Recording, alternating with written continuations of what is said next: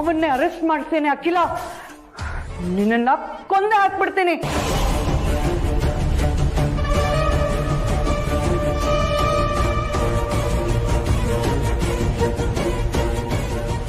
ಬೇಡ, ನಾನೀಗ ಕಂಟ್ರೋಲ್ ಕಳ್ಕೊಂಡ್ರೆ ನನಗೆ ಲಾಸ್. ಅಖಿಲನ ಕೊಂದ್ಬಿಟ್ರೆ ಅವಳು ಇಡೀ ವಂಶ ಸರ್ವನಾಶ ಮಾಡಕ್ ಆಗದೇ ಇಲ್ಲ.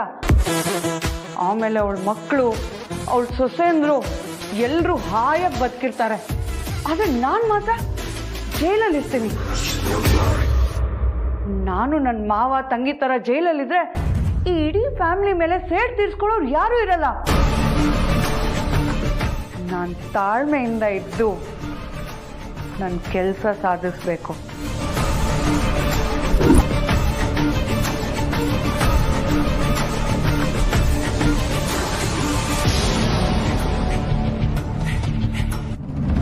ಮಾಮ್, ನಿಮಗೆ ರಾಣನ್ ಬಗ್ಗೆ ಯಾವಾಗ ಗೊತ್ತಾಯ್ತು? ನೀವ್ ಹೇಗೆ ಪತ್ತೆ ಮಾಡಿದ್ರಿ ಅವನ್ನ? ನಾನು ಹೇಳ್ತೀನಿ.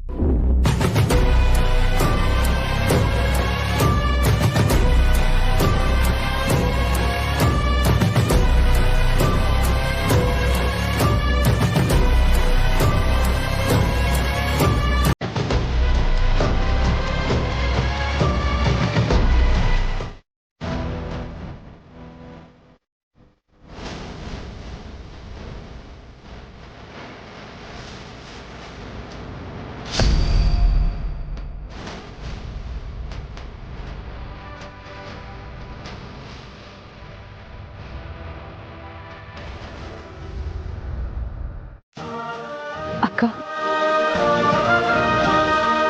ಯಾವ ಜನ್ಮದಲ್ಲಿ ನನಗೆ ತಾಯಿ ಆಗಿದ್ರೋ ಗೊತ್ತಿಲ್ಲ. ಈ ಜನ್ಮದಲ್ಲಿ ನಾನು ಅರಸನಕೋಟೆಗೆ ಬಂದಾಗಿದ್ದನು ನನಗೆ ತಾಯಿ ಸ್ಥಾನದಲ್ಲಿ ನಿಂತು ನನ್ನ ಕಾಪಾಡ್ತಾ ಇದ್ದೀರಾ. ನನಗೆ ಅಕ್ಕನ ಪ್ರೀತಿನ ಕೊಡ್ತಾ ಇದ್ದೀರಾ.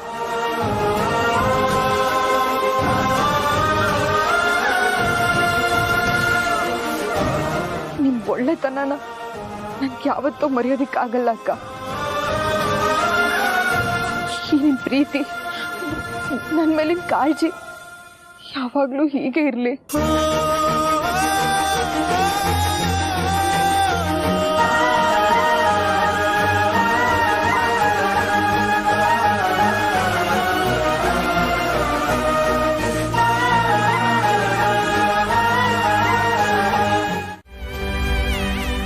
ಅದಕ್ಕೆ ದೇವಸ್ಥಾನದಿಂದ ಅವತ್ತು ಸೀದಾ ನಿಮ್ಮ ಮನೆಗೆ ಬಂದೆ.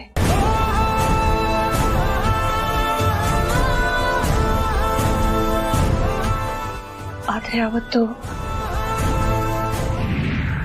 ಪಾರು, ನೀನ್ ತಾಯಿ ಆಗ್ತಿರೋ ವಿಷಯ ಯಾವುದೇ ಕಾರಣಕ್ಕೂ ಅಮ್ಮಂಗೆ ಗೊತ್ತಾಗ್ಬಾರ್ದು. ಅಂದ್ರೆ ಇವಾಗ ಯಾಕೆ ಗೊತ್ತಾಗ್ಬಾರ್ದು ಅಂದ್ರೆ ಗೊತ್ತಾಗ್ಬಾರ್ದು ಅಷ್ಟೇ. ಅಮ್ಮ, ಅವತ್ ನಾನಾಗೆ ಆ ಮಾತಾಡಿದ್ದಲ್ಲ ಅಮ್ಮ. ಅನಾಮಿಕಾ ಕರೆ ಮಾಡ್ದವರು ಒತ್ತಡ ಹಾಕಿತ್ತು. ಆದ್ರೆ ನನಗೆ ಅದು ಆ ಕ್ಷಣಕ್ಕೆ ಯಾವಾಗ ಗೊತ್ತೇ ಆಗ್ಲಿಲ್ಲ. ತುಂಬಾ ನೊಂದ್ಕೊಂಡು ಮನೆಗೆ ಬಂದೆ. ಆದ್ರೆ ನಿಮ್ಮ ಮೇಲೆ ಕೋಪ ಮಾಡಿಕೊಂಡು ನಿಮ್ಮನ್ನು ನೋಡದೆ ಇರೋದಕ್ಕಾಗ್ಲಿ, ನಿಮ್ಮ ಬಗ್ಗೆ ಯೋಚನೆನೇ ಮಾಡದೆ ಇರೋದಕ್ಕಾಗ್ಲಿ ನನ್ನಿಂದ ಸಾಧ್ಯನೇ ಆಗಲಿಲ್ಲ. ಅದಕ್ಕೆ ನೇರವಾಗಿ ನಾನು ಮಾಡೋಕ್ಕಾಗದೆ ಇರೋ ಆರೈಕೆನೆಲ್ಲ ರಘು ಮೂಲಕ ತಿಳ್ಕೊಂಡು ಅವ್ರಿಗೂ ಗೊತ್ತಾಗದೆ ಇರೋ ಹಾಗೆ ಮಾಡಿಸ್ದೆ.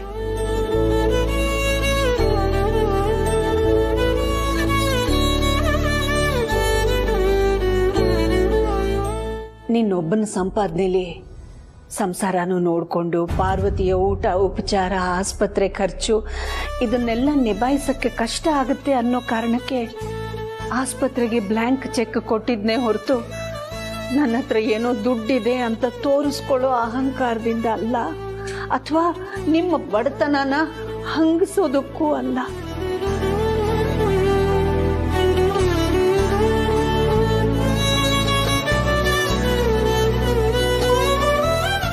ಹನುಮಂತು ಹತ್ರ ಹೇಳಿ ನಿನ್ನ ಆಟೋನ ಶೆಡ್ಡಲ್ಲಿ ಇಡಿಸಿ ನಿನಗೆ ಕೆಲಸದ ಆಫರ್ ಕೊಟ್ಟಿದ್ದು ಕೂಡ ಅದೇ ಕಾರಣಕ್ಕೆ. ಆದ್ರೆ ಅವಾಗ್ಲೂ ಕೂಡ ಅನಾಮಿಕ ಕರೆ ಮಾಡಿ ನಿಮ್ಮನ್ನ ತಡೆದಿರ್ಬೇಕು ಅಲ್ವಾ?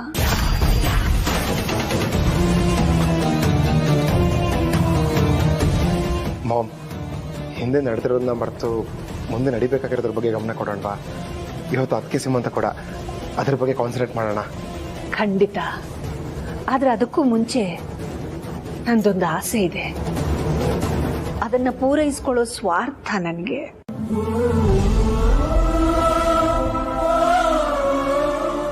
ಇಷ್ಟು ದಿನ ನಿನಗಿಷ್ಟವಾದ ತಿಂಡಿ ಅಡಿಗೆಗಳನ್ನ ರಘು ಕೈಯಲ್ಲಿ ಕೊಟ್ಟು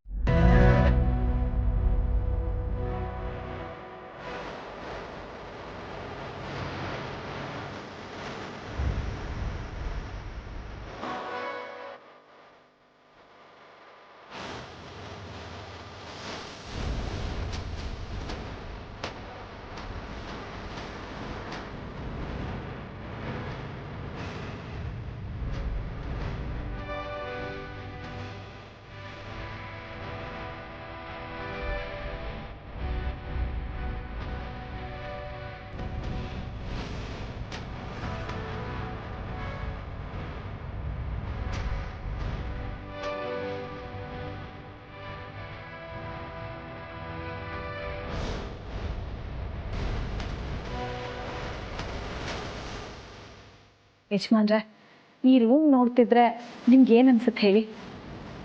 ಯಾರು ಈ ರೂಮಲ್ಲಿ ಏನೂ ಬದಲಾಗಿಲ್ಲ.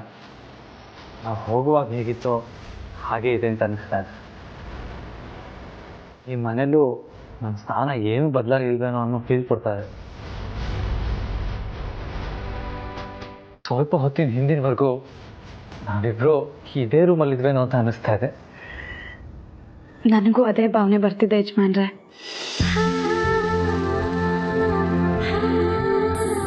ನಾವಿಬ್ರು ಒಂದೇ ನಾಣ್ಯದ ಎರಡು ಮುಖಗಳಿದ್ದಾಗೆ. ಅದಕ್ಕೆ ನಮ್ಮ ಯೋಚನೆಗಳು ಒಂದೇ ಥರ ಇರುತ್ತೆ.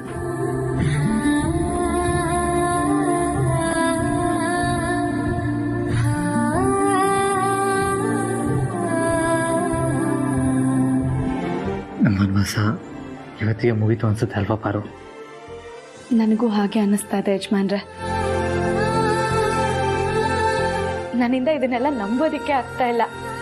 ಇವತ್ತು ಬೆಳಗ್ಗೆವರೆಗೂ ನಮ್ಮ ಜೀವನ ಈ ರೀತಿ ಒಂದು ಸುಂದರವಾದ ತಿರುವು ತಗೊಳುತ್ತೆ ಅಂತ ನನಗೆ ಕಲ್ಪನೆಯಲ್ಲೂ ಇರಲಿಲ್ಲ. ಯಾವಾಗಲೂ ಯಾವುದೋ ಒಂದು ಭಯ, ಆತಂಕ ನನ್ನ ಮನಸ್ಸನ್ನು ಆವರಿಸಿತ್ತು. ಆದರೆ ಇವಾಗ ನೋಡಿ, ನಮ್ಮ ಮಗು ತುಂಬ ಅದೃಷ್ಟ ಮಾಡಿದೆ ಈ ಮನೇಲಿ ಹುಟ್ಟೋದಿಕ್ಕೆ. ಈ ಮಗು ನಮಗೂ ಅದೃಷ್ಟ. ಯಾಕೆ ಅಂದರೆ ನಾವು ಕಳ್ಕೊಂಡಿದ್ದ ಬಾಂಧವ್ಯ, ನಂಬಿಕೆ ಎಲ್ಲ ವಾಪಸ್ ಸಿಕ್ಕಿದೆ. ಈ ಜೀವಕ್ಕೆ ಇನ್ನೇನು ಬೇಕು ಯಜಮಾನ್ರೆ? ಅತ್ತೆಯಮ್ಮ, ಮಾವ, ನೀವು, ಗಣಿ, ಜನನಿ, ನನ್ನ ಮೈದ್ನ, ಸಾವಿತ್ರಕ್ಕ, ಇವ್ರಿಗೆಲ್ಲರ ಜೊತೆ ನಾನು ಆರಾಮಾಗಿದ್ಬಿಡ್ತೀನಿ.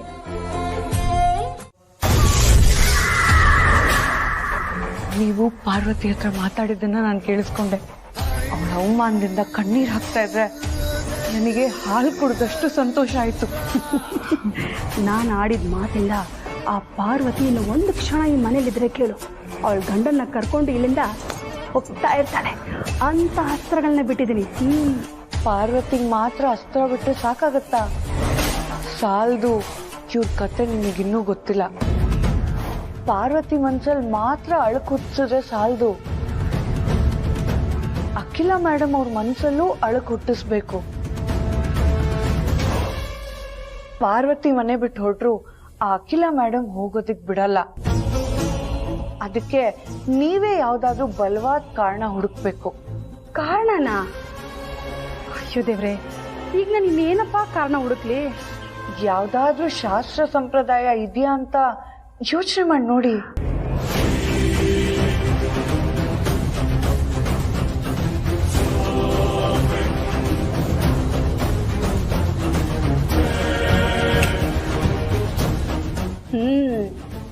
ಚೌಕಾಬಾರ ಆಟದಲ್ಲಿ ಸೊಸೆ ಮನಸ್ಸನ್ನ ಗೆದ್ದು ಕರ್ಕೊಂಬಂದ ಅಖಿಲ ಅದ್ಗೆನ ಹೇಗ್ ಸಿಕ್ಕಾಕಿಸ್ಬೇಕು, ಹಾಗೆ ಅವ್ರ ಕೈಯಲ್ಲೇ ಅವಳನ್ನ ಹೇಗೆ ಮನೆಯಿಂದ ಆಚೆ ಕಳಿಸ್ಬೇಕು ಅನ್ನೋ ದಾರಿ ನನಗ್ ಗೊತ್ತಾಯ್ತು. ಅದು ನಿಮಗ್ ಮಾತ್ರ ಗೊತ್ತಾದ್ರೆ ಸಾಕ? ನಮಗೂ ಗೊತ್ತಾಗದ್ ಬೇಡ್ವಾ? ಇಲ್ಲ ಅಂದ್ರೆ ನೀವು ಬರೀ ಪ್ರಯತ್ನ ಮಾಡೋದೇ ಆಗೋಗ್ಬಿಡುತ್ತೆ. ಒಟ್ಟಿಗೆ ಸೀಮಂತ ಮಾಡ್ಬೋದು ಅಂತ ಗುರುಗಳು ಹೇಳಿದ್ದಾರೆ, ಆದ್ರೆ ಒಟ್ಟಿಗೆ ಸೀಮಂತ ಮಾಡಬಾರ್ದು ಅಂತ ಈ ರತ್ನವೇಣಿ ಹೇಳ್ತಾಳೆ. ಹೇಗೆ? ನಮ್ಮ ಪೂರ್ವಜರ ಒಂದು ಬಲವಾದ ನಂಬಿಕೆಯ ಅಸ್ತ್ರದಿಂದ.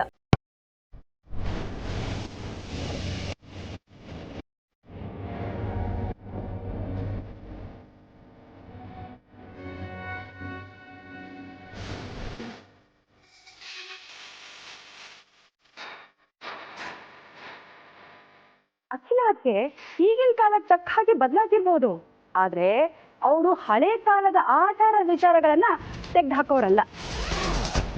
ಹಾಗೆ ಈ ನನ್ನ ಉಪಾಯನೂ ತೆಗ್ದು ಹಾಕಕ್ಕಾಗಲ್ಲ.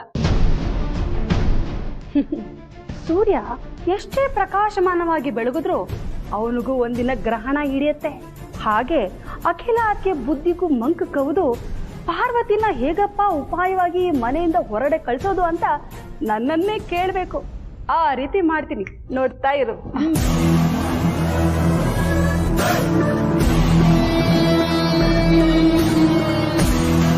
ನೀವು ನಗ್ನಗ್ತಾ ಇರೋ ಥರ, ನಿಮ್ಮನ್ನ ಯಾವ ನೋವು ಬಾಧಿಸದೇ ಇರೋ ಥರ ನಾವೆಲ್ಲ ನೋಡ್ಕೋತೀವಿ.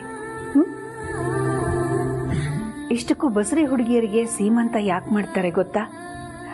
5 ತಿಂಗಳು ತುಂಬುವಾಗ ಬಸರಿ ಹುಡುಗಿಯರಲ್ಲಿ ಹಾರ್ಮೋನಲ್ ಚೇಂಜಸ್ ಆಗುತ್ತೆ, ಮೂಡ್ ಸ್ವಿಂಗ್ಸ್ ಇರುತ್ತೆ. ತಾಯಿನ, ತವ್ರ ಮನೆಯವರನ್ನ ಮಿಸ್ ಮಾಡ್ಕೊಳಕ್ ಶುರು ಮಾಡ್ತಾರೆ. ಸುತ್ತಮುತ್ತ ಎಲ್ಲರೂ ಇದ್ರೂ ಏನೋ ಆತಂಕ, ಏನೋ ಇಲ್ಲ ಅನ್ನೋ ಕೊರತೆ ಅವರನ್ನ ಕಾಡುತ್ತೆ. ಹೆರಿಗೆ ಸರಿಯಾಗಿ ಆಗುತ್ತೋ ಇಲ್ವೋ, ಎಲ್ಲ ಸರಿಯಾಗಿರುತ್ತೋ ಇಲ್ವೋ ಅನ್ನೋ ಆತಂಕ ಅವರನ್ನ ಸದಾ ಕಾಡ್ತಿರುತ್ತೆ.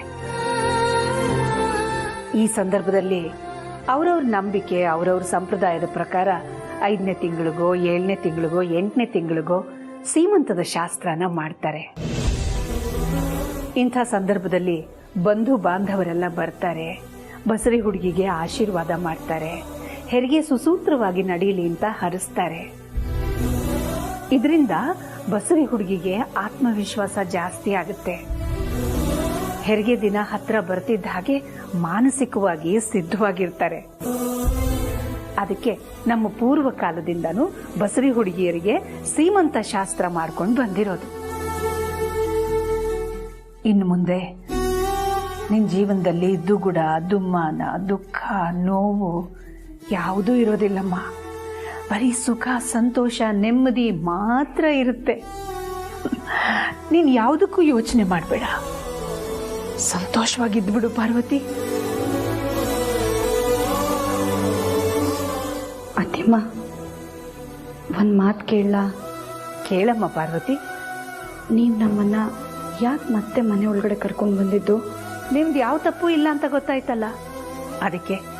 ನಾನು ನಿಮಗೆ ತಕ್ಕ ಸೊಸೆ ಅಲ್ಲ ಅಲ್ವಾ ಅತ್ತಿಮ್ಮ? ಪಾರ್ವತಿ, ನಿನಗಿಂತ ಒಳ್ಳೆ ಸೊಸೆ ಸಿಗೋದು ಸಾಧ್ಯನೇ ಇರಲಿಲ್ಲ ಅಂದ್ಕೊಂಡ್ಬಿಡು. ನಾನು ಅನ್ಕೊಳ್ಳೋದು ಬೇರೆ ಅತ್ತಿಮ್ಮ, ಆದರೆ ನಿಮ್ಮ ಕಲ್ಪನೆಯ ಸೊಸೆ ಬೇರೆನೇ ಅಲ್ವಾ ಇತ್ತಿತ್ತು?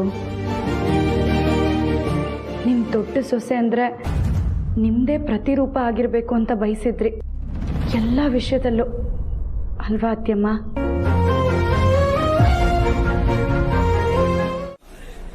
ಮಾಮ್, ನಂಗೆ ಗೊತ್ತಾಯ್ತು. ಅದಕ್ಕೆ ಸೀಮಂತಕ್ಕೆ ಏನಾದರೂ ಸರ್ಪ್ರೈಸ್ ಪ್ಲಾನ್ ಮಾಡಿದ್ದೀರಾ? ಅದು ಬ್ರೋಗೂ ಗೊತ್ತಾಗಬಾರ್ದು ಅನ್ನೋದು ನಿಮ್ಮ ಉದ್ದೇಶನಾ? ಸಂದರ್ಭಗಳೇ ಕೆಲವು ಸಲ ಸರ್ಪ್ರೈಸ್ಗಳನ್ನ ಕೊಟ್ಬಿಡುತ್ತವೆ ಪ್ರೀತು. ಕೆಲವು ಸರ್ಪ್ರೈಸ್ಗಳು ನಮಗೆ ಸಂತೋಷನ ಕೊಟ್ರೆ, ಇನ್ನು ಕೆಲವು ನಮ್ಮನ್ನ ಇಕ್ಕಟ್ಟಿನಲ್ಲಿ ಸಿಕ್ಕಾಕಿಸ್ಬಿಡುತ್ತೆ. ಅಂಥದ್ದೇ ಇಕ್ಕಟ್ಟಿನ ಪರಿಸ್ಥಿತಿನಲ್ಲಿ ಈಗ ನಾವೆಲ್ಲ ಸಿಕ್ಕಾಕೊಂಡ್ಬಿಟ್ಟಿದ್ದೀವಿ. ಅದಕ್ಕೆ ನಿಮ್ಮಿಬ್ಬರನ್ನ ಮಾತ್ರ ಕರ್ಕೊಂಡು ಬಂದಿದ್ದು. ಏನ್ ವಿಷಯ ಮಾಮ್?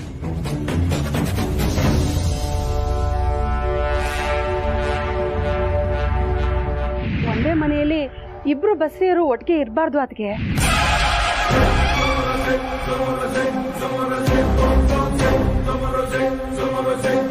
ಇದ್ರೆ ಒಪ್ಸೊಸೆಗೆ ಒಳ್ಳೇದಾಗಲ್ಲ. ಅದಕ್ಕೆ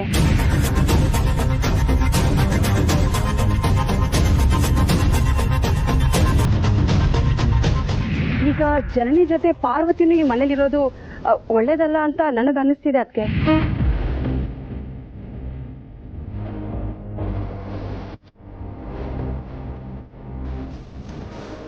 ಆದರೆ ಜನನಿ ನಮ್ಮ ಅಕ್ಕನ ಮಗಳು, ಮನ್ಸು ಒಂದು ಹೆಜ್ಜೆ ಅವಳ ಕಡೆ ಎಳೆಯೋದು ಸಹಜ ಅಲ್ವಾ ಅದಕ್ಕೆ? ಮಾತಾಡೋದಕ್ಕೆ ಆ ರತ್ನವೇಣಿ ಎಷ್ಟು ಧೈರ್ಯ ಇರಬೇಕು. ಇದರಲ್ಲಿ ಅವ್ರ ತಪ್ಪು ಏನೂ ಇಲ್ಲ ಅಲ್ವಾ ರಘು? ನಮ್ಮ ಪೂರ್ವಿಕರಿಗೆ ಕೆಲವು ನಂಬಿಕೆಗಳಿರುತ್ತೆ, ಆ ನಂಬಿಕೆ ಬಗ್ಗೆ ಅವ್ರು ಹೇಳಿದ್ದಾರೆ. ಇದರಲ್ಲಿ ಅವ್ರ ತಪ್ಪು ಏನೂ ಇಲ್ಲ ಅಲ್ವಾ? ಆದ್ರೆ ಇದು ಸ್ವಾರ್ಥ ತಾನೆ. ರತ್ನವೇಣಿ ಜನನಿಗೆ ಚಿಕ್ಕಮ್ಮ, ಹಾಗಾಗಿ ಬರೀ ಜನನಿ ಬಗ್ಗೆ ಮಾತ್ರ ಯೋಚನೆ ಮಾಡೋದು ಸಹಜ. ಆದರೆ ನಮ್ಗೆ ಜನನಿ ಪಾರ್ವತಿ ಇಬ್ರು ಸೊಸೆಂದ್ರು, ಇಬ್ರು ನಮ್ಗೆ 2 ಕಣ್ಣುಗಳಿದ್ದಾಗೆ. ಆ ರತ್ನವೇಣಿ ಮಾತು ಕೇಳ್ಕೊಂಡು ನಮ್ ದೊಡ್ಡ ಸೊಸೆಗೆ ನಾವು ಅನ್ಯಾಯ ಮಾಡಕ್ ಆಗಲ್ಲ.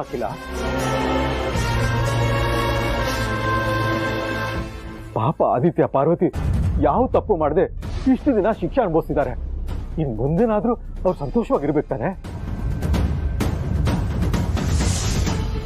ನಾನೆಲ್ಲಿ ಪಾರ್ವತಿನ ಬಿಟ್ಕೊಟ್ಟು ಮಾತಾಡ್ತಾ ಇದ್ದೀನಿ ರಘು? ನಾನು ನಿಮ್ ಥರನೇ ಇಬ್ರು ಸೊಸೆಯರ ಬಗ್ಗೆನೂ ಯೋಚನೆ ಮಾಡೋದಕ್ಕೆ ಸಾಧ್ಯ ಅಲ್ವಾ?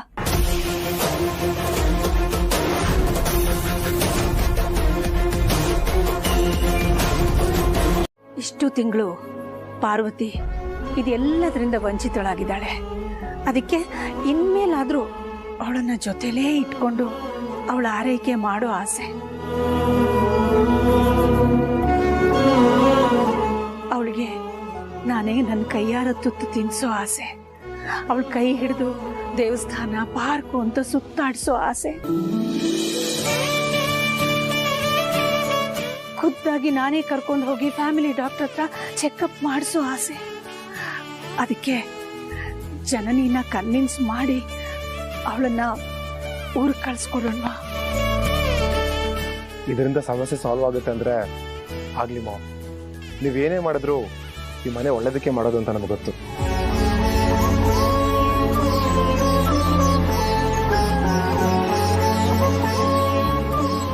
ಮಾಮ್, ಈ ವಿಷಯನ ಜನನ ಹತ್ರ ಹೇಳಿ. ಖಂಡಿತ ಜನನಿ ನಿಮ್ಮ ನಿರ್ಧಾರನ ಗೌರವಿಸ್ತಾಳೆ, ಅರ್ಥನೂ ಮಾಡ್ಕೊಳ್ತಾಳೆ. ಈ ಸಮಯದಲ್ಲಿ ಎಲ್ಲರನ್ನೂ ಬಿಟ್ಟು ಊರಿಗೆ ಹೋಗ್ಬೇಕಾ ಅಂತ ಬೇಜಾರು ಮಾಡ್ಕೊಂಡ್ರೆ ಅವಳನ್ನ ಕನ್ವಿನ್ಸ್ ಮಾಡೋ ಜವಾಬ್ದಾರಿ ನಂದು.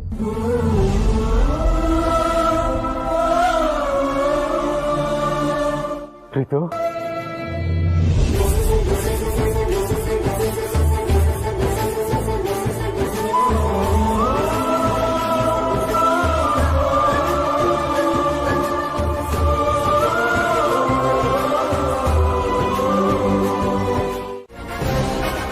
ಅದ್ಕೆ ನಮ್ ಪಾರ್ವತಿನೂ ಹಳ್ಳಿಯಲ್ಲಿ ಬೆಳ್ದೋಳಲ್ವಾ? ನಮ್ ಪೂರ್ವಿಕರ ನಂಬಿಕೆನ ಎಷ್ಟು ಚೆನ್ನಾಗಿ ತಿಳ್ಕೊಂಡಿದ್ದಾಳೆ ನೋಡಿ. ತುಂಬಾ ಜಾಣೆ ನಮ್ ಪಾರ್ವತಿ. ಎಲ್ಲಾನು ತುಂಬಾ ಬೇಗ ಅರ್ಥ ಮಾಡ್ಕೊಂಡ್ಬಿಡ್ತಾಳೆ.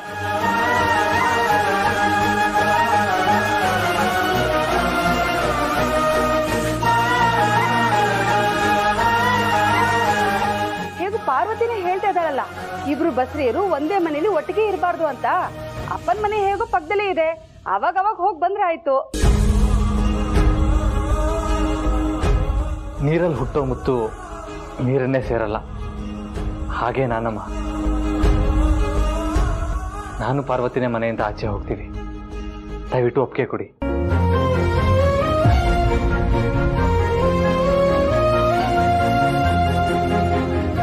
ಆದ್ರೂ ಭಾವ, ಜನನಿ, ನಾನು ವಯಸ್ಸಲ್ಲಿ ನಿನಗಿಂತ ದೊಡ್ಡೋಳು.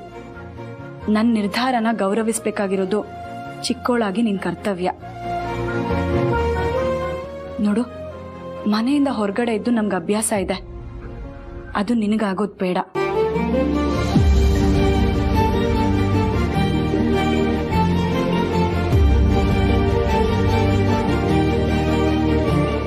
ಎಂತ ದೊಡ್ಡ ಮನ್ಸು ನಿಮ್ದು.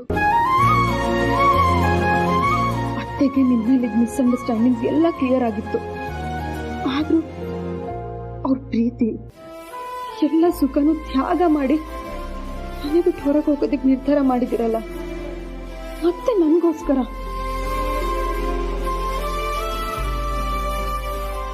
ನೀವು ಮನೆಯಿಂದ ಹೊರಗೆ ಹೋದ್ರೆ ಅತ್ತೆ ನೀವಿರೋ ಜಾಗಕ್ಕೆ ಬಂದು ನಿಮ್ಮ ಮಗು ಆರೈಕೆಲ್ಲ ಚೆನ್ನಾಗೇ ಮಾಡ್ಬೋದು.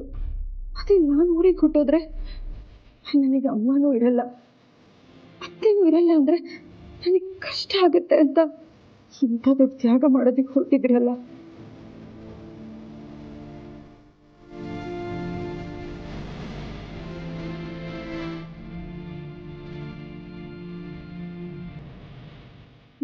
ನಾನು ಹೇಗೆ ತಿಳಿಸ್ಲಿ?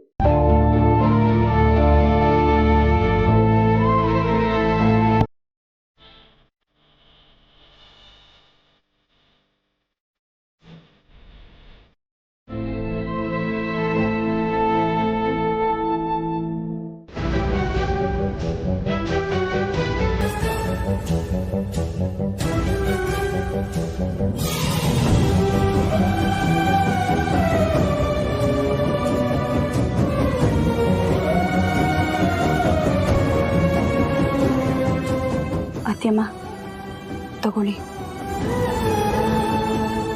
ಪಾರ್ವತಿ, ಏನಮ್ಮ ಇದೆಲ್ಲ? ಇಲ್ಲೇ ಸೀಮಂತ ನಡೆಯುತ್ತೆ ಅಂತ ಅಲ್ವಾ ಅತ್ಯಮ್ಮ ನೀವಿದೆಲ್ಲ ನಾನು ಕೊಟ್ಟಿದ್ದು? ನಾನು ಅಪ್ಪನ ಮನೆಯಿಂದ ಬರೋವಾಗ ಹೇಗೆ ಬಂದೋ ಹೋಗೋವಾಗ್ಲೂ ಹಾಗೆ ಹೋಗೋದೇ ಧರ್ಮ ಅಲ್ವಾ? ಅಲ್ಲ, ಇಬ್ರು ಬಸರಿ ಹುಡುಗಿಯರು ಒಂದೇ ಮನೆಯಲ್ಲಿ ಇರಬಾರ್ದು, ಆದ್ರೆ ಸೀಮಂತನಾದ್ರೂ ಒಟ್ಟಿಗೆ ಮಾಡ್ಕೊಂಡು ಹೋಗ್ಬೋದಲ್ಲ? ಇಬ್ರು ಬಸ್ರಿ ಸೊಸೆಯರು ಒಂದೇ ಮನೇಲಿ ಇರಬಾರ್ದು ಅನ್ನೋದಾದ್ರೆ ಒಟ್ಟಿಗೆ ಸೀಮಂತ ಮಾಡಿಸ್ಕೊಳ್ಳೋದು ತಪ್ಪಾಗತ್ತೇನೋ ಅನ್ಸುತ್ತೆ ಅಲ್ವಾ? ಹಾ ಹೌದೌದು, ಆಗ್ಬೋದೇನೋ.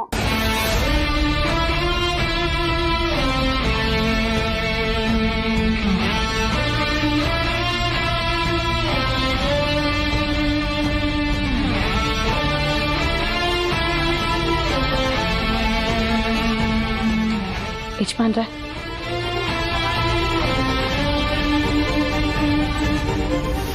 ಜನನಿ, ಇದು ನಮ್ಮ ಕಡೆಯಿಂದ ಒಂದು ಚಿಕ್ಕ ಉಡುಗೊರೆ ತಗೋ.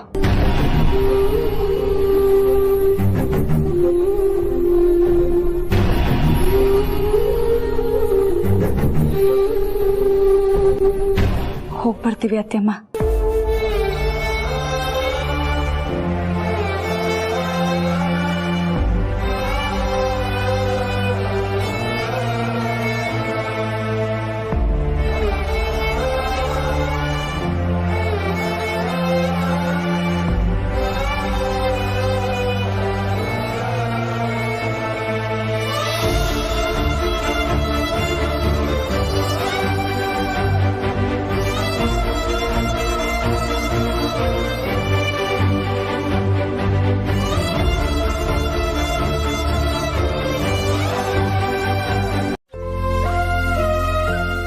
ಯಾಕೆ ಆಚೆ ಬಂದಿದ್ದು?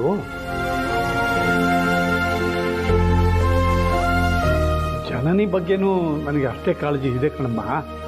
ಇಷ್ಟು ದಿವಸ ಆಸ್ತಿಲಿ ಭಾಗ ಕೇಳಿ ಕೆಟ್ಟ ಹೆಸರು ತಗೊಂಡು ಅರಸನಕೋಟೆಯಿಂದ ಈಚೆ ಬಂದ್ರಿ. ಈಗ ಮತ್ತೆ ಮತ್ತೆ ನೀವಾಗೆ ಈಚೆ ಬಂದರೆ ಜನ ನಿಮ್ಮ ಬಗ್ಗೆ ಏನು ತಪ್ಪು ತಿಳ್ಕೊತಾರೋ ಅಂತ ಅಷ್ಟೇ ಕಣಮ್ಮ ನನ್ನ ಚಿಂತೆ. ಪದೇ ಪದೇ ನಿನ್ನ ಸ್ವಾಭಿಮಾನಕ್ಕೆ ಧಕ್ಕೆ ತರೋ ಥರ ಯಾರಾದರೂ ಮಾತಾಡಿದ್ರೆ ಮನಸ್ಸಿಗೆ ತುಂಬ ಸಂಕಟ ಆಗುತ್ತಮ್ಮ. ಇವತ್ತು ನಾವು ನಮ್ಮ ಸ್ವಾಭಿಮಾನನ ಉಳಿಸ್ಕೋಬೇಕು ಅಂತಾನೆ ಮನೆಯಿಂದ ಹೊರಗಡೆ ಬಂದ್ವಿ ಅಪ್ಪ.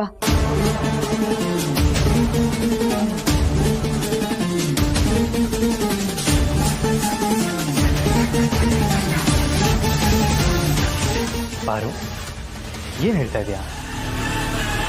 ಜನನಿ ಮೇಲಿದ್ದ ಕನ್ಸರ್ನ್ಗೆ, ಪ್ರೀತು ಮೇಲಿದ್ದ ಪ್ರೀತಿಗೆ ತಾನೆ ನಾವು ಆಚೆ ಬಂದಿದ್ದು. ಬರೀ ಅದಷ್ಟೇ ಅಲ್ಲ ಯಜಮಾನ್ರೆ, ಮತ್ತೆ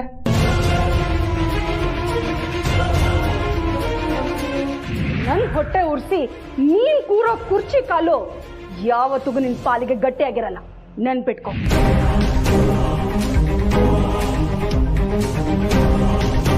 ನನ್ನ ಮಗಳ ಏಳಿಗೆಗೆ ಮುಳ್ಳಾಗಿರೋ ನೀನು ಯಾವತ್ತಿಗೂ ಉದ್ಧಾರ ಆಗ್ಬಾರ್ದು. ಇದು ನನ್ನ ಶಾಪ ಅಂತಾನೆ ಅಂದ್ಕೊ.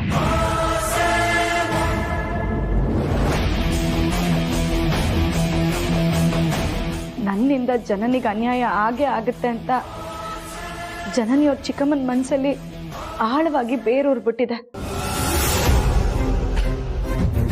ನನಗ ಭಾವನೆನೇ ಇಲ್ಲ ಅಂದಮೇಲೆ ಯಾಕೆ ನಾನು ಅಲ್ಲೇ ಇದ್ದು ಜನನಿ ಚಿಕ್ಕಮ್ಮಂಗೆ ಅಭದ್ರತೆ ಭಾವನೆ ಕೊಡಬೇಕು ಅಂತ ಅಲ್ಲಿಂದ ಹೊರಗೆ ಬಂದ್ಬಿಟ್ಟೆಪ್ಪ. ಹೇಗೋ ನನ್ನ ಜೊತೆಗೆ ನಿಮಗೂ ಈ ಜೀವನ ಅಭ್ಯಾಸ ಆಗೋಗಿದೆ. ಮುಂದೇನು ಇದನ್ನೇ ಜೀವನ ಅನ್ಕೊಂಡು ಬದುಕಿದ್ರಾಯ್ತು.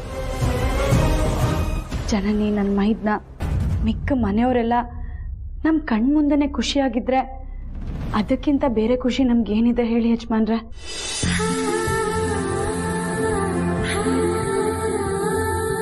ಎಂತ ದೊಡ್ಡ ಗುಣ ಕಂದ ನಿಂದು. ಕಚ್ಚು ಆಗುವ ಹಾಲಿಡೋ ಮನ್ಸು. ಮುಂದಿನ ಜನ್ಮ ಅಂತ ಒಂದಿದ್ರೆ ನಾನು ನಿನ್ನ ತಂದೆ ಅಲ್ಲ, ನಿನ್ನ ಮಗನಾಗಿ ಹುಟ್ಲಿ ಅಂತ ಆ ದೇವರಲ್ಲಿ ಬೇಡ್ಕೋತೀನಿ.